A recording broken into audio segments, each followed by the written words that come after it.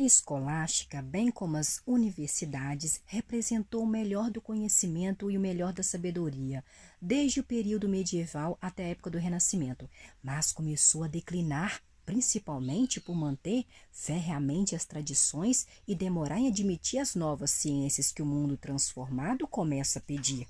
Mas, sem dúvida alguma, foi por meio das universidades medievais e do método produzidos pela escolástica, baseado na literatura e nas discussões de textos da antiguidade grego-romana e nos textos patrística, ou seja, em textos sagrados, em textos profanos, que a sociedade medieval desenvolveu uma filosofia capaz de produzir o pensamento filosófico do Renascimento. Enfim, podemos dizer que a educação na Idade Média foi orientada por critérios que se apoiavam na concepção da existência humana, física, material, econômica, política, como decorrente da vontade divina e que, portanto, era preciso que se obedecesse a privilégios, graus e hierarquias, pois os mesmos eram concebidos como sendo provenientes de uma ordem naturalmente estabelecida por Deus. Neste tipo de sociedade, o homem deveria viver de forma a cuidar de sua salvação para a vida eterna.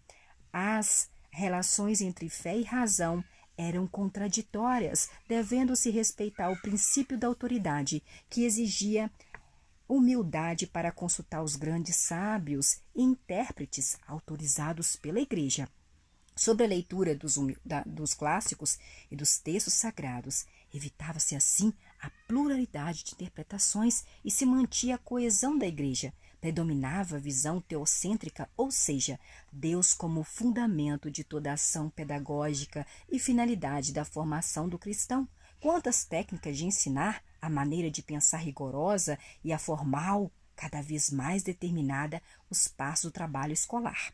O membro mais proeminente do movimento escolástico, que tinha como preocupação central a explicação da fé cristã por meio da razão, foi São Tomás de Aquino, que nasceu em 1226, próximo de Nápoles, no sul da Itália. Tomás de Aquino elaborou um sistema filosófico que ficou conhecido por tomismo, cujos preceitos eram fortemente influenciados pela filosofia de Aristóteles, trabalhos que leu e consultou diretamente do grego, e não por meio de traduções. Escreveu a Suma Teológica, cujo conteúdo aborda de forma racional as questões de fé e mostra que a filosofia pode ser instrumento de auxílio ao trabalho de teologia. Com Tomás de Aquino, a filosofia de Aristóteles foi cristianizada, surgindo a filosofia aristotélico-tomista. Com Tomás de Aquino, a filosofia de Aristóteles foi cristianizada, surgindo a filosofia aristotélico-tomista. Tal como Santo Agostinho, Tomás de Aquino comparou a função do professor com a função do agricultor, ou seja, enquanto o agricultor cultivava plantas, o professor cultivava a sabedoria. A escolástica foi muito eficiente na tentativa de atrair os pagãos, utilizando argumentos racionais ao invés da força e da violência.